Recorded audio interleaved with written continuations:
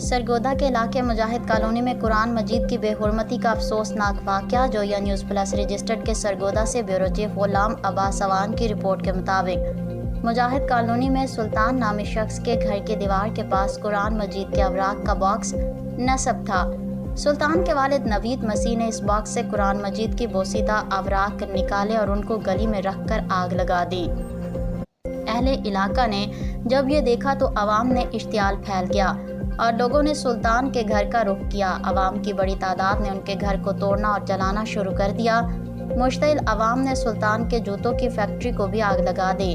Police کو 15 پر اطلاع دی گئی اور پولیس کے اعلیٰ حکام موقع پر پہنچ گئے۔ اس سے قبل ہی عوام نے سلطان کے والد نوید کو پکڑ کر شدید تشدد کیا اور مار کر ادموا کر دیا، جسے پولیس نے بمشکل عوام کی گرفت سے نکال کر تشویشناک حالت میں گرفتار کر کے طبی امداد کے لیے ہسپتال منتقل کر دیا ہے۔